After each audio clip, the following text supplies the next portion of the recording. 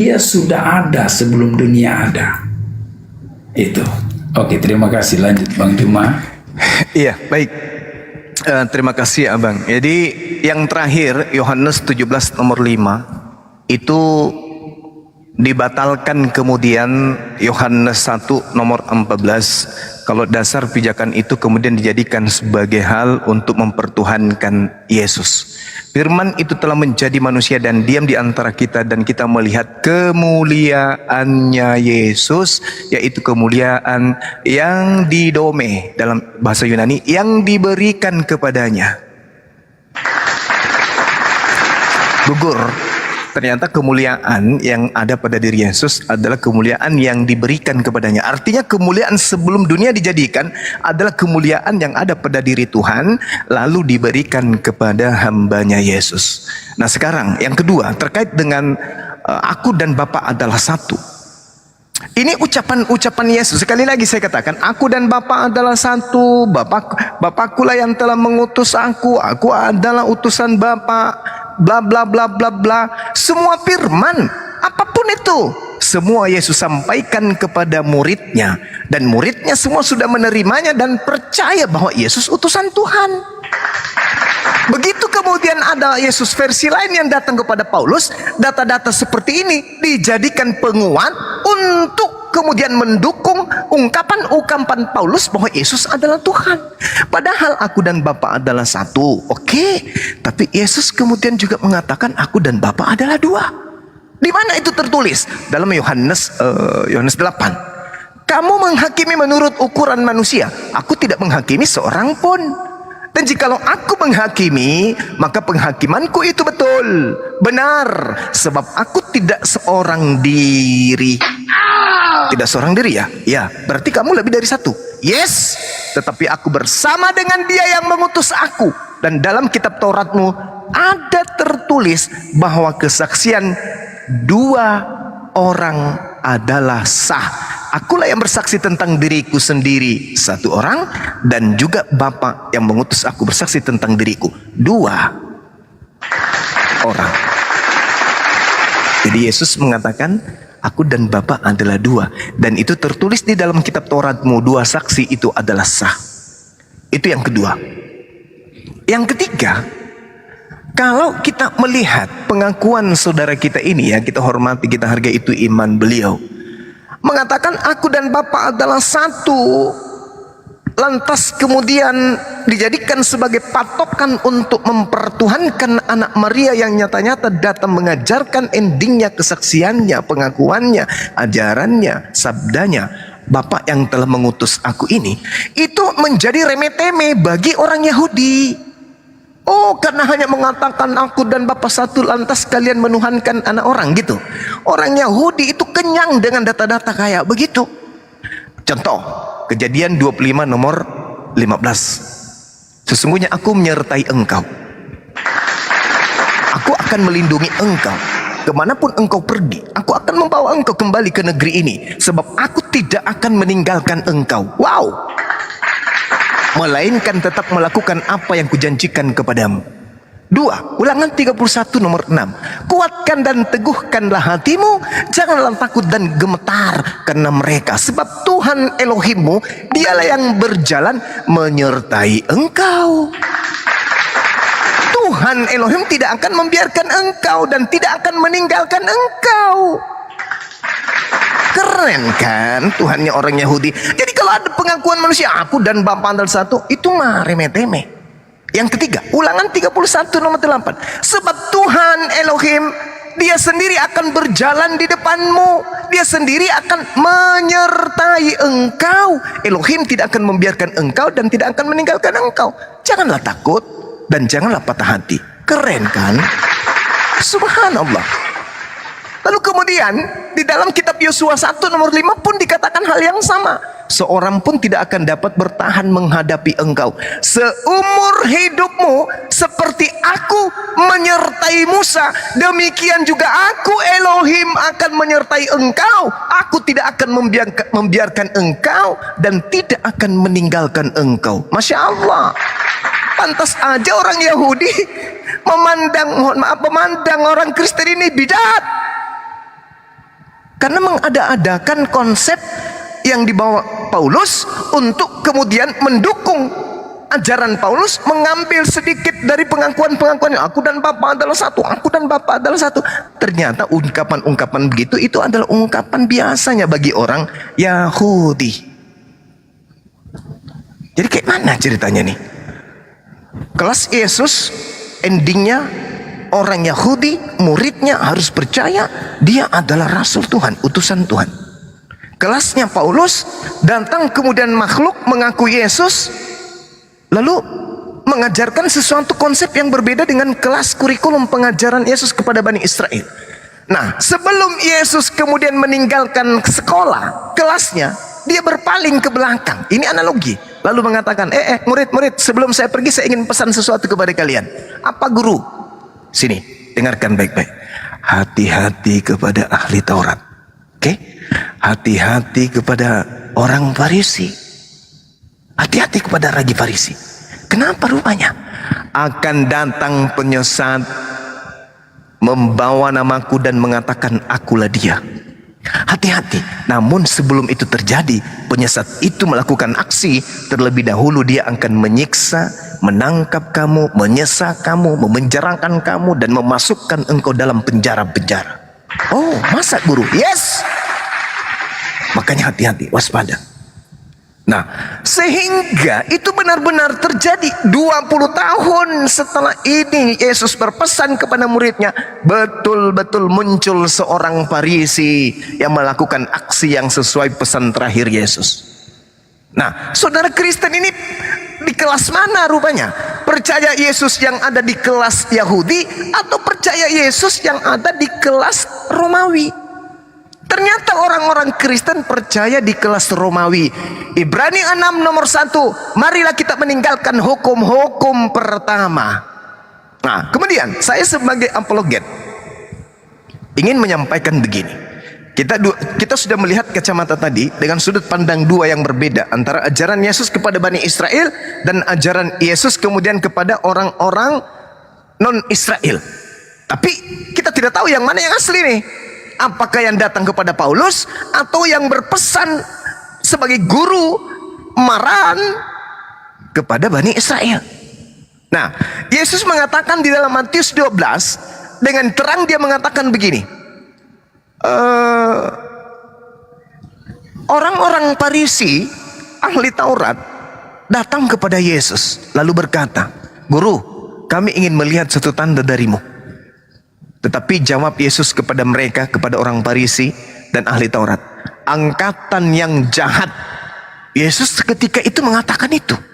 Angkatan yang jahat dan angkatan yang tidak setia ini menuntut satu tanda. Tetapi kepada mereka tidak akan diberikan tanda selain tanda Nabi Yunus. Sebab seperti Yunus tinggal 3 hari 3 malam dalam perut ikan, begitu juga anak manusia 3 hari 3 malam di perut bumi. Ini tanda untuk angkatan jahat dan angkatan tidak setia.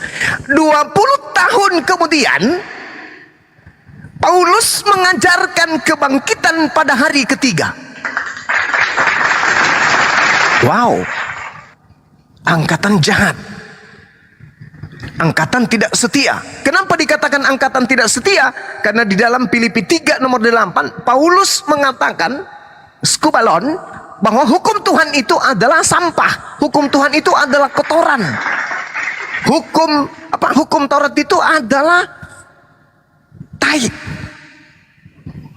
Sedangkan Tuhan mengatakan di dalam Ulangan 27 nomor 26, terkutulah orang yang tidak melakukan hukum Taurat ini dengan perbuatan. Paulus kemudian 20 tahun setelah Yesus terangkat membantai itu. Dikatakan dalam kitab Galatia 2 kalau nggak salah ya, nomor 26, apa yang dikatakan? Tidak ada orang yang dibenarkan karena melakukan hukum Taurat. Yesus tidak akan berguna kalau kalian melakukan hukum Taurat. Nah, artinya dia tidak setia terhadap hukum Tuhan. Di mana Tuhan mengatakan dalam Ulangan 4, jangan kau menambahi dan jangan kau mengurangi hukum-hukumku. Itu perintahnya. Nah, kembali kepada Matius 12, angkatan jahat dan angkatan tidak setia ini diberi tanda kemudian. Ajaibnya Murid-murid Yesus di dalam Lukas 24 nomor 9, nomor 10, nomor 11, nomor 12 tidak percaya berita tentang kebangkitan hari ketiga oleh gurunya. Jadi ke-11 murid yang bukan angkatan jahat dan bukan angkatan tidak setia itu tidak percaya dengan laporan orang, "Weh, gurumu bangkit loh pada hari ketiga." Ah, mana ada. Bahkan Petrus pergi ke kubur melihat dan menemukan hanya kain kafan saja. Lalu Petrus mengatakan dalam hatinya, "Apakah yang sedang terjadi?" Loh, kalau Yesus mengajarkan secara universal, semua orang yang ada pada saat itu diajarkan bahwa dia akan bangkit pada hari ketiga, maka murid 11 ini akan percaya. Tapi faktanya di dalam Lukas 24 data selanjutnya di data nomor 37, begitu Yesus mengatakan di data nomor 6-nya, "Assalamualaikum, salam alaikum." Apa kata murid-muridnya? Mereka kaget dan terkejut dan ketakutan sebab mengira melihat hantu. Katanya diajarin bangkit hari ketiga. Ternyata bangkit hari ketiga itu hanya tanda buat mereka yang angkatan jahat. Terakhir, ternyata dikatakan di dalam Matius 12 ini, apabila roh jahat keluar dari manusia, artinya manusia ini sudah bertobat. Dia pun mengembara ke tempat-tempat yang tandus mencari pemberhentian, tetapi ia tidak akan mendapatkannya. Lalu ia berkata, "Aku yang roh jahat ini akan kembali ke orang yang bertobat tadi." Maka roh jahat itu pergi dan menemukan orang yang bertobat tadi, bersih, tersapu dan rapi teratur. Lalu roh jahat itu keluar kembali dan mengajak 7 roh lain yang lebih jahat daripadanya. Dan mereka 8 roh jahat ini masuk dan berdiam diri pada orang tersebut. Maka akhirnya keadaan orang itu lebih buruk daripada keadaannya semula. Kata Yesus, demikian juga akan berlaku atas angkatan jahat ini. Wow. Artinya ketika ada 8 roh jahat masuk kepada orang yang bertaubat dan menjadikan orang itu jauh lebih jahat lagi, ternyata ini berlaku untuk angkatan jahat juga, di mana angkatan jahat ini mengajarkan bangkit pada hari ketiga. Tanda Yunus, 3 hari 3 malam anak manusia berada dalam perut bumi. Kalau 3 hari 3 malam berarti hari ketiganya harus bangkit. Dan Paulus kemudian mengajarkan kebangkitan Yesus sebagai penebusan dosa, sebagai menjadi Tuhan, bla bla bla bla bla dan seterusnya. Artinya yang dikatakan oleh makhluk ini, "Akulah Yesus, tunas Daud, bintang timur, berkesesuaian dengan apa yang diterangkan kitab Yesaya 14, 12, 13, 14, 15 dan berkesesuaian dengan pesan Yesus Matius 12 nomor 43 sampai nomor 45, bahwasanya 8 roh jahat masuk ke orang yang bertobat tadi, setelah membunuh murid Yesus, bertaubat kemudian dan menjadi mengaku menjadi utusan setelah didatangi makhluk yang mengaku sebagai bintang timur. Mudah-mudahan saudara-saudara bisa memahami, mudah-mudahan saudara Rom khususnya bisa kemudian membantah dengan dalil apa yang saya sampaikan ini. Silakan. Oke, makasih Bang Juma. Silakan, Pak. Ya, Yohanes 10 ayat 30, Yesus bilang bahwa aku dan Bapa satu. Apanya yang satu? Nah, orang Israel pada khususnya, mereka mengira bahwa Yesus sedang menjelaskan tentang pribadinya. Mereka tidak memahami bahwa kesatuan Dia dan Bapa itu adalah berbicara tentang hakikat. Makanya saya bilang tadi di dalam ayat yang lainnya, Yesus bilang, apa yang Bapa punya, aku punya. Yohanes 16 ayat 15.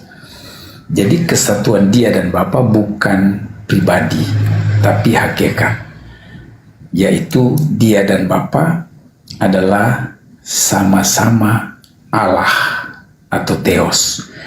Nah, Yohanes 8 ayat 16 sampai 20 yang dibilang Bang Juma tadi, dan jikalau aku menghakimi, maka penghakimanku itu benar, sebab aku tidak seorang diri, tetapi aku bersama dengan Dia yang mengutus aku. Dia ini adalah Bapanya Dia, Bapanya Yesus. Nah, ini berbicara tentang pribadi, bukan hakikat, tapi pribadi. pribadi Bapa bukan pribadi anak. Nah, ini kalau kita bicara dari perspektif Tritunggal, pribadi anak yaitu Sang Firman yang berkenosis jadi manusia itu bukan pribadi Bapa. Karena Bapa ada di surga dalam kemahakuasaannya, dia tinggal di dalam anak yang di bumi dan anak juga tinggal di dalam Bapanya. Makanya dalam konteks lain Yesus bilang sama muridnya, percayakah kamu bahwa Bapa di dalam aku dan aku di dalam Bapakku? Nah, jadi proses saling tinggal ini atau mutual indwelling ini itu terjadi antara Bapa dan dia anak, antara Sang Bapa dan Sang Firman di bumi. Oke, di ayatnya yang ke-17 dia bilang begini, dan dalam kitab Tauratmu ada tertulis bahwa kesaksian dua orang adalah sah. Akulah yang bersaksi tentang diriku sendiri dan juga Bapa yang mengutus aku bersaksi tentang aku. Nah, ini memberi kesaksian, Yesus memberi kesaksian kepada kami khususnya. Kalau orang Wanes, mereka menyangkal ini, mereka berusaha mengapokrif ayat ini, menghilangkan makna sesungguhnya supaya dilihat orang bahwa Allah itu satu pribadi. Sedangkan kami tidak melihat, karena berdasarkan kenyataan perkataan Yesus ini bahwa ada Bapa, ada pribadi anak, ada pribadi Roh Kudus. Jadi bukan cuma dua pribadi, malah ada tiga pribadi Allah yang kami kenal, di mana kedua pribadi itu keluar dan datang dari dalam satu sumber, yaitu Bapa. Jadi baik Bapa, Anak, Roh adalah sama Allah. Nah, ayat 18, akulah yang bersaksi tentang diriku sendiri dan juga Bapa. Yesus itu kerap kali berbicara seperti ayat-ayat yang saya sampaikan tentang kealahan dia supaya dipercayai oleh murid-murid. Ini di kelas Yesus, bahwa dia bukan manusia seperti kita ini, manusia ciptaan, tapi dia dari atas datangnya. Makanya dia bilang, aku datang dari atas, kamu dari bawah. Nah, orang-orang dunia ini, dia bilang sama orang Israel, artinya dia mencela orang Israel ini tidak percaya sama Yesus. Ketika Yesus bilang bahwa dia dan Bapa satu, orang Israel ngamuk. Orang Israel bilang, Yohanes 5 ayat 18, sebab itu orang-orang Yahudi lebih berusaha lagi untuk membunuhnya, bukan saja karena ia meniadakan hari Sabat, tetapi juga karena ia mengatakan bahwa Allah adalah Bapanya sendiri dan dengan demikian menyamakan dirinya dengan Allah. 10:33, jawab orang Yahudi itu, bukan karena suatu pekerjaan baik maka kami mau melempari engkau, melainkan karena engkau menghujat Allah dan karena engkau sekalipun hanya seorang manusia saja menyamakan dirimu dengan Allah. Nah, lihat, orang Israel memandang Yesus ini hanya seorang manusia. Karena Yesus sendiri pun gak mau menyatakan dirinya langsung kepada semua orang Israel. Sebab kalau dia kasih tahu sama semua orang Israel, lalu orang percaya dia itu Tuhan, siapa yang berani salibin dia? Maka tentang rahasia ini dia cuma beritahukan kepada 12 murid, kendati yang satu jadi pengkhianat. Dia kasih tahu tentang dia bahwa dia adalah Tuhan. Orang Israel menolak, maka dia disalib. Dan justru karena dia harus disalib, inilah dia datang, supaya kita yang berdosa ditebus. Dan itu adalah rancangan Bapanya di dalam dia, supaya digenapi. Nah, Yesus mati, kata Bang Juma, itu ketika dia bangkit, lalu dia menampakkan diri sama murid-muridnya, kaget mereka. Mereka pikir hantu kah? Ya kan? Nah, Yesus bilang, kalau hantu tidak berdaging, roh tidak berdaging, ini aku. Dia suruh ambil ikan goreng, dia makan ikan goreng. Dan murid-muridnya menyaksikan bahwa Yesus itu hidup. Nah, Yesus yang terangkat seperti yang dibilang Bang Juma itu, Yesus yang terangkat demikian, dia berwujud manusia karena dia memang berkenosis, mengambil rupa jadi manusia, mati, bangkit pada hari ketiga. Di hari yang ke-40 setelah kebangkitannya itu naik ke surga. Yang dilihat itu dia naik ke surga adalah sosok manusia. Dia akan datang seperti itu juga, Bang. Itu benar. Karena Alkitab mencatat begitu. Di dalam kitab Wahyu, Yesus yang sama itu akan datang di dunia. Orang akan menyaksikan, oh ini Yesus yang berinkarnasi jadi manusia itu. Itu kebenaran Alkitab, Bang. Jadi Yesus ini Allah, bukan manusia, tapi Allah yang mengambil rupa sebagai hamba dan menjadi sama dengan manusia. Clear. Lanjut, Bang. Thank you. Oke, baik. Jadi rekan-rekan sekalian, saudara-saudara Muslim juga ya, pengakuan jujur dari saudara kita, Bang Rom, itu mengatakan bahwa Yesus itu adalah Tuhan pencipta alam semesta yang mereka sebut Allah, yang turun berkenosis jadi manusia. Saya sudah puluhan tahun belajar Bible. Ucapan-ucapan seperti ini itu tidak pernah Yesus lontarkan. Tapi sebagai seorang Kristen, ucapan kayak begini mah itu biasa. Wah, sangat-sangat biasa. Sangat-sangat biasa. Tapi sayangnya, sekali lagi, Yesus ketika datang kepada Bani Israel, Yohanes 12:49, aku tidak berkata-kata dari diriku sendiri. Apa yang aku katakan adalah apa yang diperintahkan untuk aku katakan dan aku sampaikan. Nomor 50-nya, dan firman-Nya itu adalah kekal. Tapi kemudian saudara Kristen itu dengan berani mengatakan Yesus itu adalah Allah itu sendiri yang datang berkenosis menjadi manusia. Hebat. Kita patut tepuk tangan. Karena ternyata Yesus ini ketika dia datang, levelnya itu masih di bawah. Orang Kristen ini sudah jauh lebih di atas pengetahuannya tentang Yesus daripada Yesus tentang dirinya sendiri. Bahkan saudara mengatakan bahwa ketika Yesus dalam Yohanes 10 nomor 30 itu berbicara mengenai hakikat. Atau apa yang saya uraikan, Bang Suma uraikan itu tidak berbicara mengenai dirinya sebagai manusia, tapi Yesus berbicara mengenai hakikat. Ini lagi-lagi mohon maaf nih, saya harus mengatakan dengan satu kata, konyol. Yesus tidak pernah menyentuh hakikat pembicaraan seperti ini. Sama sekali Yesus tidak berani. Yesus tidak pernah mengatakan hal tersebut. Tapi orang Kristen hari ini, wow, terlalu berani. Kenapa? Ya itu tadi, makhluk yang datang kepada Paulus itu tadi, yang kemudian mengalir sampai kepada saudara-saudara Kristen yang ada hari ini.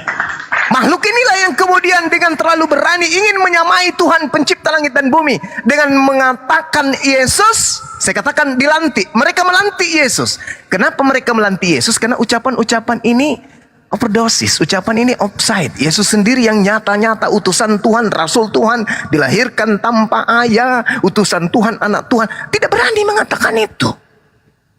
Tapi saudara Kristen berani. Kenapa? Pada diri mereka ada makhluk yang mereka sebut makhluk Roh Kudus. Tapi saya mengatakannya itu adalah makhluk halus.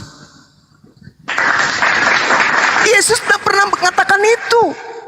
Bahkan kalau dia mengatakan, saudara kita ini mengatakan itu berbicara mengenai hakikatnya, tolong baca data nomor 34, 35, 36. Apa yang dikatakan oleh Yesus di sana? Bukankah di dalam kitab Tauratmu dikatakan siapapun yang diserahi tugas untuk menyampaikan firman maka dia adalah Allah. Dan firman Tuhan tidak boleh dibatalkan. Berarti aku Yesus boleh dong aku mengaku Allah. Karena itu yang tertulis di Biblemu, itu yang tertulis dalam kitab Tauratmu. Aku ini manusia biasa. Ketika aku mengaku Allah, itu karena aku penyampai firman. Itu yang pertama. Kemudian yang kedua, terkait dengan Yesus berbicara tentang hakikatnya, itu lumpuh ketika kita perhadapkan dengan 1 Yohanes 3 nomor 2. Saya bacakan dalilnya. Saudara-saudaraku yang kekasih, sekarang kita adalah anak-anak Tuhan tetapi belum nyata apa keadaan kita nanti. Belum jelas, belum nyata apa keadaan kita nanti.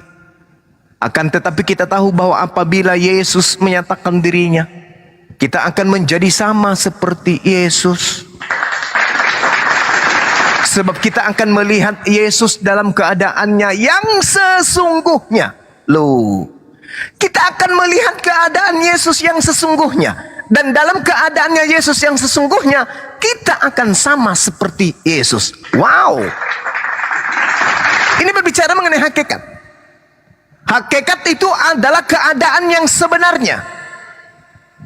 Kita akan sama seperti Yesus. Dalam keadaan yang sebenarnya Yesus, kita akan sama seperti dia.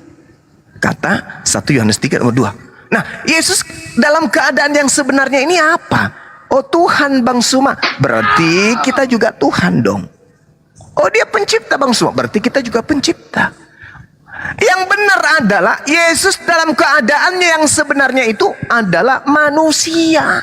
Maka kita akan melihat Yesus dalam keadaannya yang sebenarnya. Itu baru poin yang betul. Lagi-lagi dikatakan dalam 1 Korintus 15 nomor 28 dikatakan begini.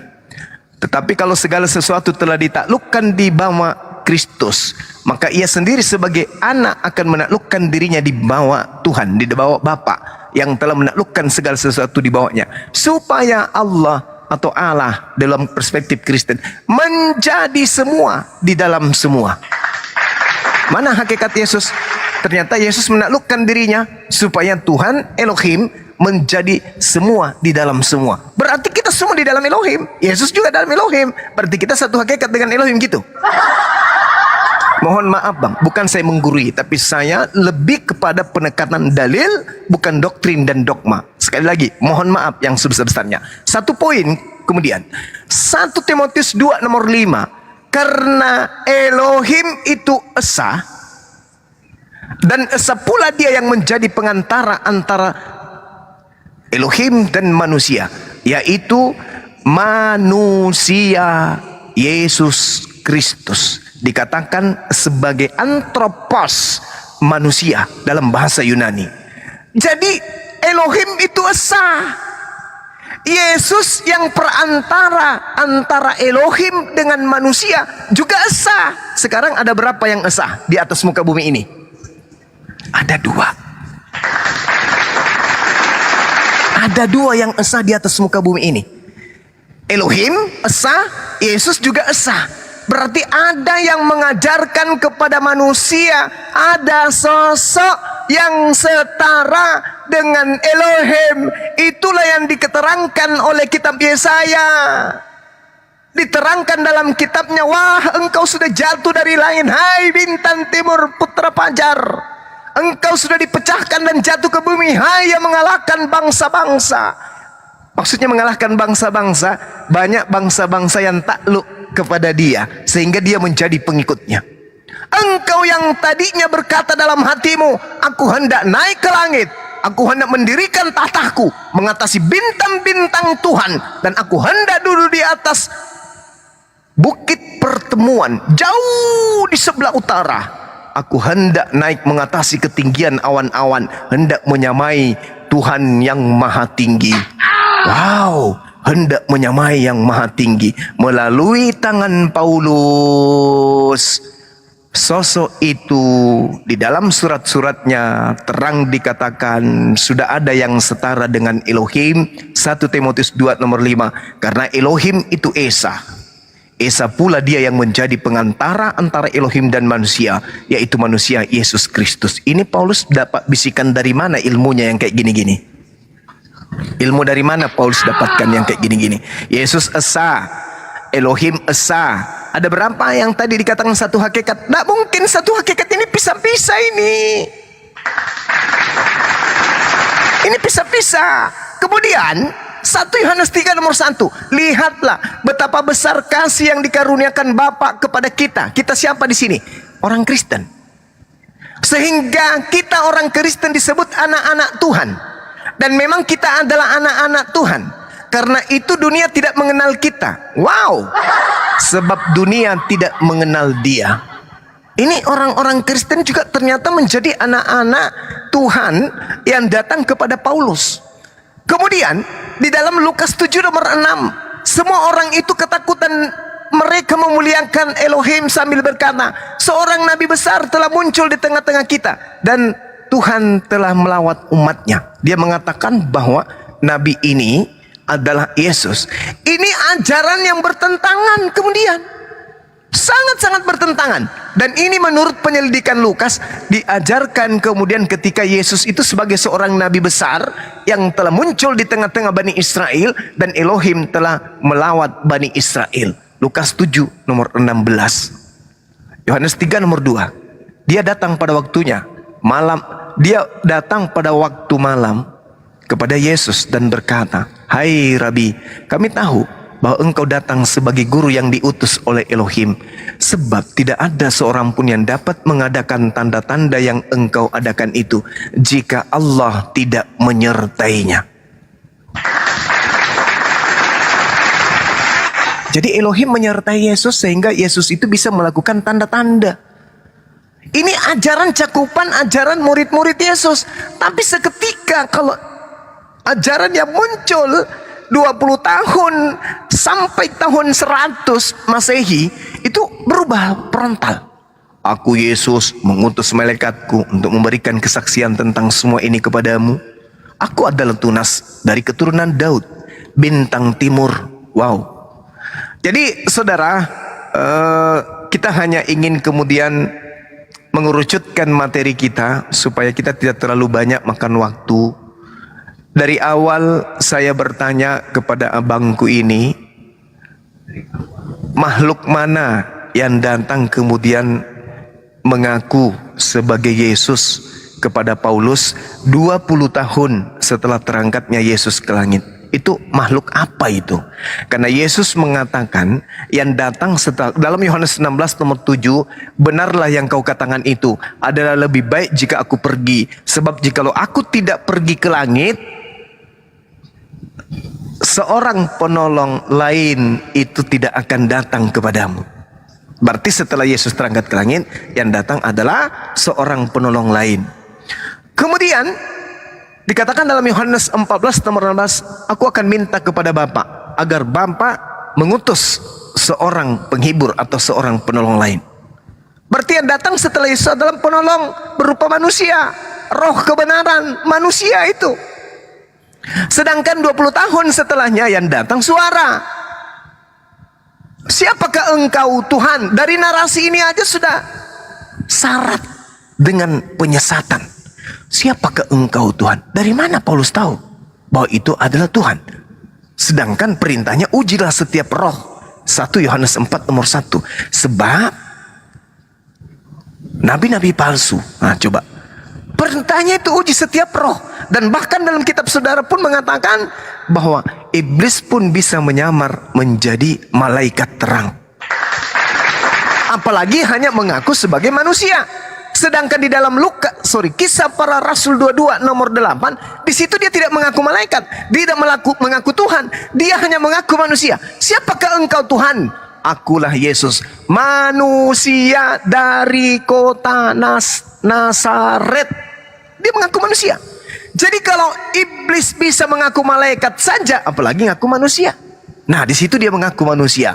Kemudian 15 detik terakhir. Yesus Nabi, Yesus Rasul, Yesus Mesias. Bahkan di konsep kelas kedua, Yesus adalah Tuhan itu sendiri. Pun bisa dibuli sama iblis. Dibawa ke bumbungan bait suci, kemudian dicobai oleh iblis, diapa-apai oleh iblis, digoda oleh iblis. Ini Tuhan. Apalagi Paulus yang adalah mantan penganiaya, mantan pembunuh. Dan kita lihat Matius 12 tadi. Orang yang bertobat, keluar roh jahatnya, masuk kembali, membawa 7 roh jahat yang lainnya. Kemudian lebih jahat lagi, dan itu dipenuhi oleh angkatan jahat. Pada masa itu, berarti itu adalah Paulus. Nah, yang saya katakan kepada saudara, bahwasanya ini roh mana ini yang datang ngaku-ngaku Yesus. Karena yang datang setelah Yesus menurut Yesus adalah seorang penolong lain, bukan roh yang datang, akulah Yesus. Ini syarat, akulah Tuhan yang kau aniaya. Setelah itu Paulus menulis buku, 13 buku, kemudian bla bla bla bla, seperti yang saudara utarakan, Filipi 2, kemudian Kolose 2, Roma 4, 14, Roma 10 dan seterusnya. Benar-benar orang yang tadinya hanya mengaku nabi dan mau dipercayai sebagai rasul Tuhan, seketika 20 tahun setelahnya Paulus mengajarkan di dalam Roma 4 nomor 9, untuk itulah Yesus mati agar dia bangkit menjadi Tuhan, dijadikan Tuhan oleh Allah. Artinya 20 tahun setelahnya tiba-tiba Yesus berubah menjadi sesuatu yang berbeda. Demikian. Saya kira kita kerucutkan aja bang. Kalau memang tidak ada abangku ini bisa menjelaskan bahwa roh itu benar-benar Yesus, buktinya 1, 2, 3, 4, mungkin kita akhiri aja. Karena kalau hanya mengawinkan atau mencampur adukan antara ajaran Paulus dengan ajaran Yesus, saya rasa orang juga semua bisa. Saya kira begitu bang, silakan. Baik, baik. Tadi Bang Juma katakan bahwa Yesus tidak pernah berkata bahwa dia telah turun dari surga menjadi manusia ya, Bang ya, gitu ya? Yes. Seperti apa kata Paulus? Oke. Paulus dalam Filipi 2 ayat 6 sampai 7 yang sudah saya bilang tadi bahwa tentang Yesus dia beri kesaksian mengkonfirmasi Yohanes 1 ayat 1 sampai 3 kemudian 6 14. Dia bilang Yesus yang walaupun dalam rupa Allah tidak menganggap kesetaraannya dengan Allah itu sebagai milik yang harus dipertahankan, melainkan ia telah mengosongkan dirinya sendiri, mengambil rupa seorang hamba dan menjadi sama dengan manusia. Itu kata Paulus. Nah, apa kata Yesus tentang dia yang menjadi manusia yang turun ke dunia? Menurut Yohanes 3 ayatnya yang ke-13, Yesus bilang begini, tidak ada seorang pun yang telah naik ke sorga selain daripada dia yang telah turun dari sorga, yaitu anak manusia, yaitu dia sendiri. Jadi dia telah turun dari sorga. Yohanes 6 ayat 38, Yesus punya kesaksian kepada murid-muridnya bahwa dia turun dari sorga. Sebab aku telah turun dari sorga bukan untuk melakukan kehendakku, tetapi untuk melakukan kehendak Dia yang telah mengutus aku. Nah, di ayatnya yang ke-6 ayat 5, pasal 5, 6 ayat 51, Yesus bilang, akulah roti hidup yang telah turun dari sorga. Jadi dia menggambarkan dirinya itu roti hidup yang bisa dinikmati semua orang. Kasihnya itu. Jadi ini bahasa analogi tentang dirinya. Tetapi pengakuan tentang dia turun dari sorga itu jelas Yohanes 6 ayat 38. Nah lanjut. Tentang roh mana yang dimaksud Yesus dalam Injil Yohanes 14 ayatnya yang ke-21 kalau nggak salah bang ya. Bentar, 20 sebentar. Oke. 16 ayat 16, Yohanes 14 ayat 16. Aku akan meminta kepada Bapa dan ia akan memberikan kepadamu seorang penolong yang lain supaya ia menyertai kamu selama-lamanya. Di sesi kemarin saya sama Bang Juma saya sudah pernah sampaikan ini bahwa dalam catatan aslinya dalam bahasa Greek itu di sana sebenarnya tidak menjelaskan bahwa ada kata orang di sana, tidak ada, tetapi penolong yang lain.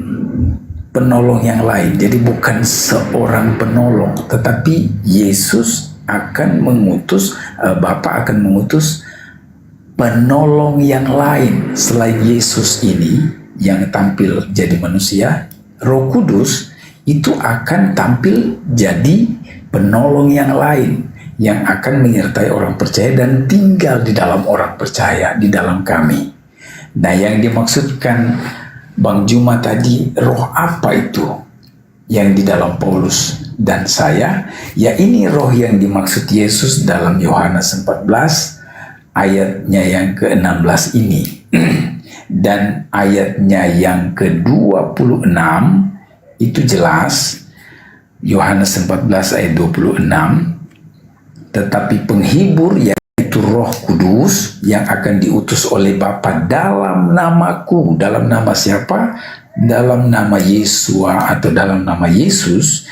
Dialah yang akan mengajarkan segala sesuatu kepadamu dan akan mengingatkan kamu akan semua yang telah kukatakan kepadamu. Nah, ketika teman-teman Muslim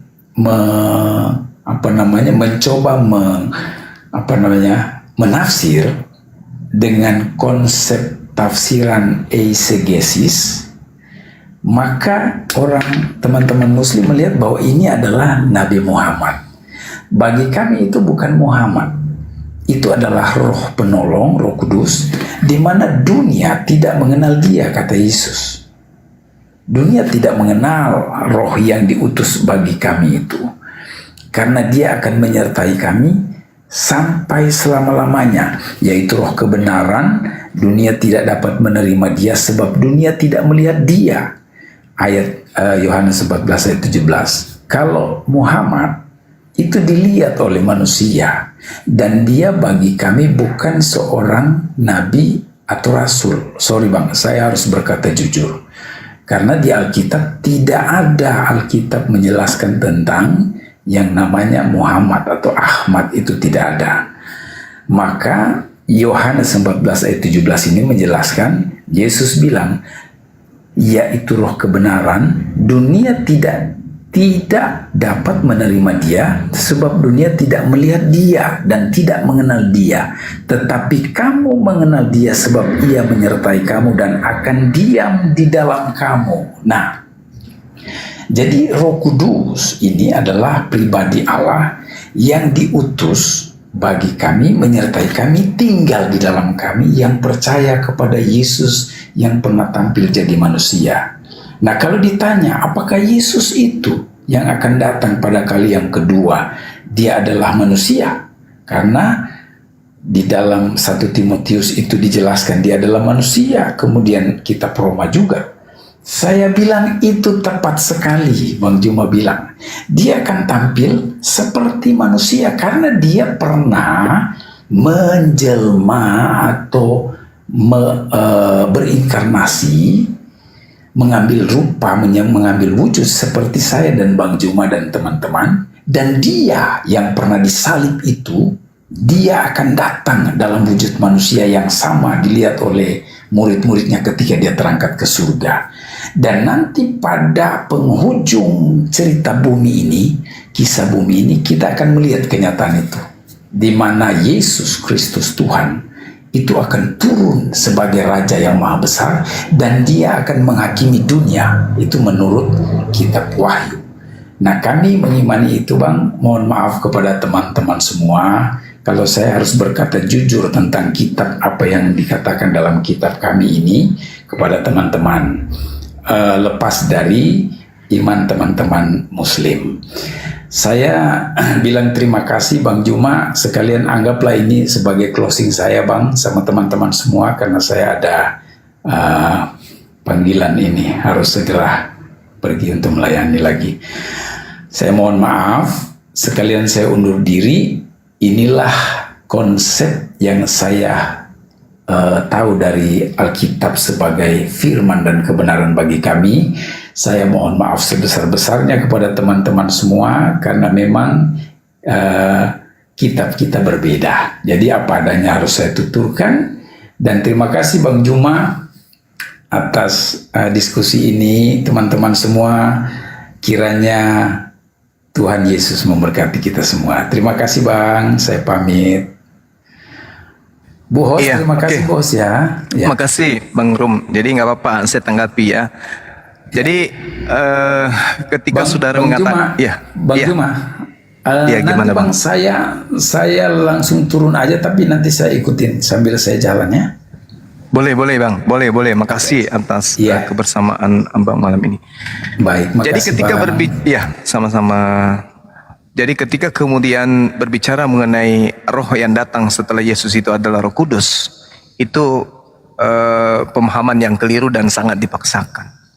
Karena Yesus mengatakan roh itu, roh kebenaran itu, sang penghibur itu tidak akan datang kalau aku tidak roh itu, roh kebenaran itu sang.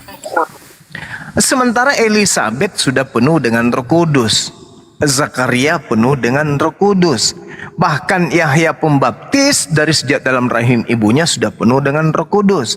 Bahkan ada seorang yang bernama Simeon di dalam Lukas 2 nomor 25 juga sudah penuh dengan Roh Kudus. Bahkan kalau kita melihat di dalam Yohanes 20 nomor 22, Yesus sebelum terangkat ke langit juga telah menghembusi Roh Kudus. Dikatakan di dalam Yohanes 20 nomor 22, sesudah berkata demikian, Yesus menghembusi murid-muridnya dan berkata, terimalah Roh Kudus. Hai, berarti Roh Kudus sudah ada. Sementara dia mengatakan Roh Kudus, Roh kebenaran itu tidak akan datang kalau aku tidak ke langit, terangkat ke langit. Loh, berarti bukan Roh Kudus, Cak Ayu. Yang datang menemani kemudian itu adalah roh penghibur yang lain. Nah, sekarang itu yang tadi yang saya katakan pada saudara-saudara, bahwa saudara kita tadi itu mencampur adukan antara ajaran Yesus dan ajaran Yesus yang datang kepada Paulus. Maksudnya makhluk yang mengaku Yesus kepada Paulus. Dia campur aduk, dia kawin-kawinkan, dia cocok-cocokkan gitu, supaya mereka merasa bahwa akan menyertai kami. Padahal Yesus berkata di situ bukan kepada orang Kristen. Yesus berkata di situ kepada murid-muridnya Yahudi, yaitu kelas A.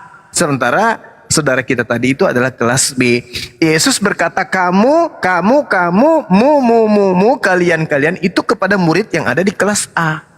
Tapi yang di kelas B ini ngaku-ngaku seakan-akan Yesus berkata kepada mereka. Itulah ajaibnya. Lalu kemudian teman-teman, ketika Yesus mengatakan, aku akan minta kepada Bapa dan dia akan memberikan kepada seorang penolong lain. Dikatakan di situ tidak ada kata seorang. Padahal kalau berbicara mengenai Parakletos, itu berbicara mengenai tataran manusia, ciptaan, utusan, rasul. Itu yang perlu dipahami. Parakletos itu bukan roh. Parakletos itu adalah utusan berupa manusia. Kalau dikatakan roh, Tuhan akan mengatakan ruah atau pneuma. Ini parakletos, bukan roh. Kenapa kemudian dikatakan menyertai kalian selama-lamanya? Karena murid-murid Yesus itu sudah tak ada. Murid Yesus yang Yesus ucap berkata-kata kepada mereka sudah tak ada. Sampai ke penghujung hidup mereka, Roh Kudus yang dihembuskan Yesus kepada mereka itu memang menyertai namanya kepada mereka. Sekarang sudah mati, sudah menjadi tulang. Tapi tiba-tiba orang yang di kelas B, wah, Roh Kudus menyertai kita selama-lamanya katanya. Padahal sudah jelas-jelas dikatakan bahwa roh yang dimaksud oleh Yesus itu adalah roh kebenaran. Roh kebenaran itu adalah sosok Nabi. Mana buktinya? Di dalam Bilangan 11 nomor 25. Ini sudah sering saya sampaikan. Tapi entah kenapa teman-teman Kristen ini susah untuk belajar ya tentang Bible. Lalu turunlah Tuhan dalam awan dan berbicara kepada Musa. Kemudian diambilnya sebagian dari roh yang dihinggap padanya dan ditaruhnya atas ke-70 tua-tua itu. Ketika roh yang hinggap kepada Musa itu diberikan kepada manusia 70 ini, maka kepenuhanlah mereka seperti seorang nabi. Tetapi sesudah itu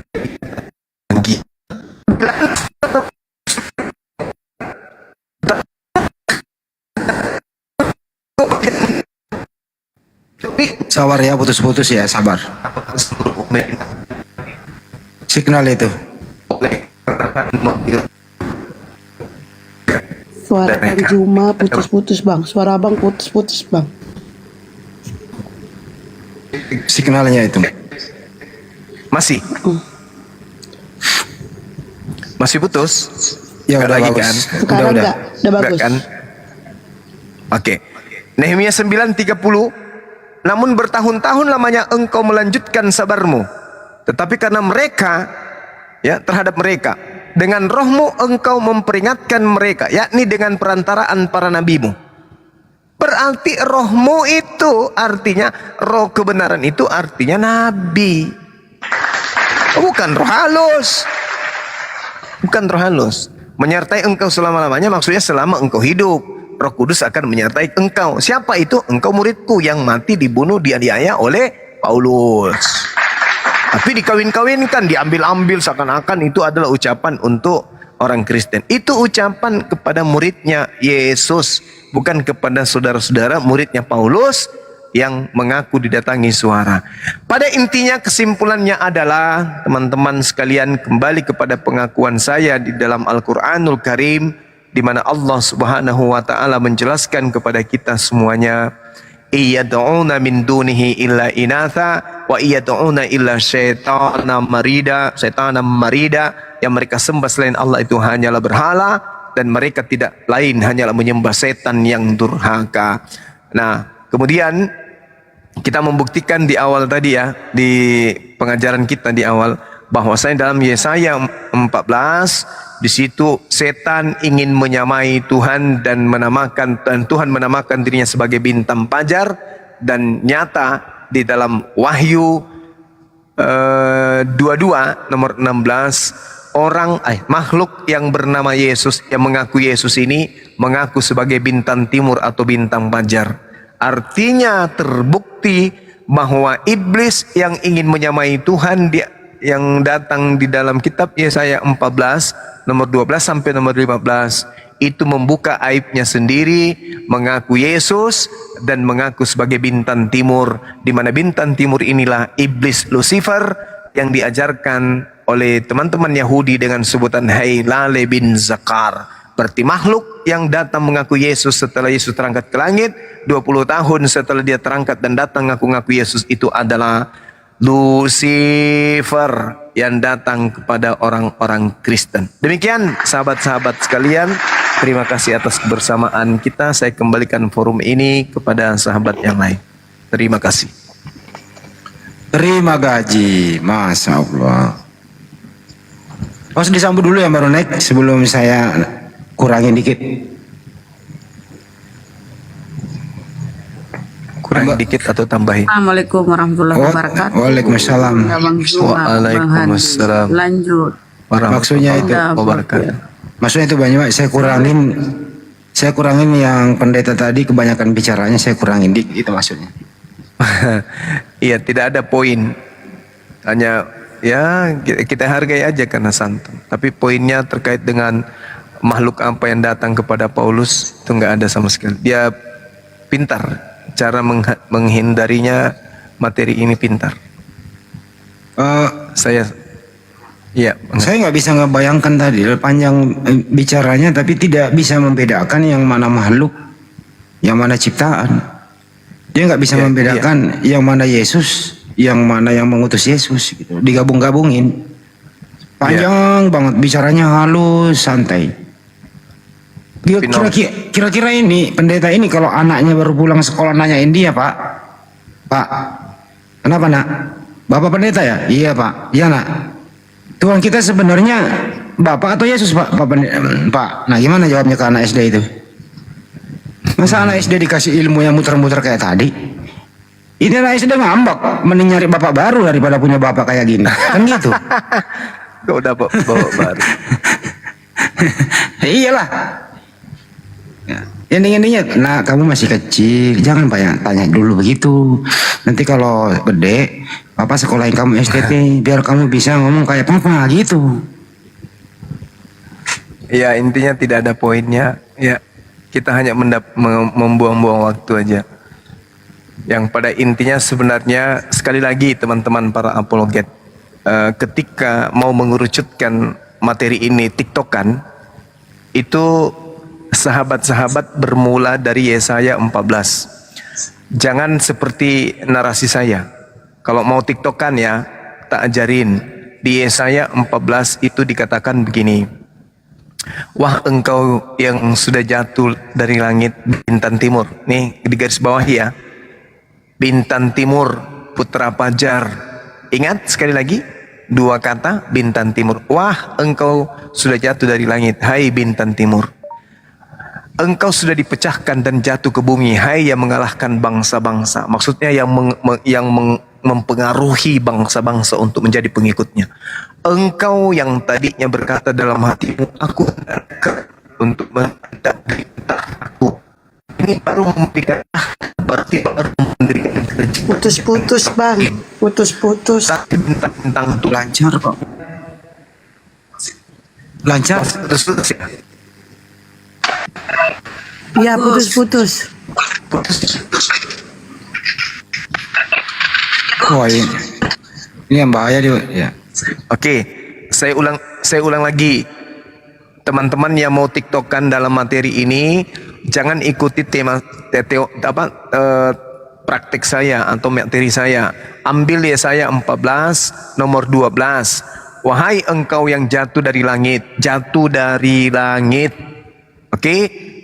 Dari langit, hai bintang timur, engkau sudah dipecahkan dan jatuh ke bumi, hai yang mengalahkan bangsa-bangsa.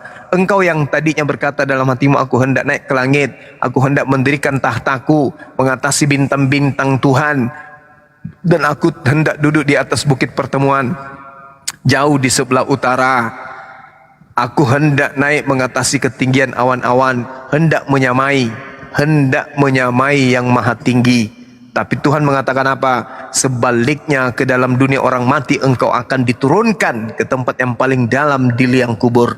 Ini yang datang kemudian melakukan penginjilan dalam kubur ini siapa? Bintang timur. Siapa ini? Bang Handi, siapa ini yang mengaku bintang timur, yang ingin menyamai tahta Tuhan, yang ingin mendirikan tahta Tuhan, yang ingin mendirikan tahta dan mengatasi bintang-bintang Tuhan dan duduk di atas pertemuan dan ingin menyamai yang maha tinggi. Ini siapa bintang timur ini Bang Handi? Bintang timur ini keluarganya Lucifer, ya itu orang Majus datang dari timur. Bersambung ke Wahyu 22 nomor 16.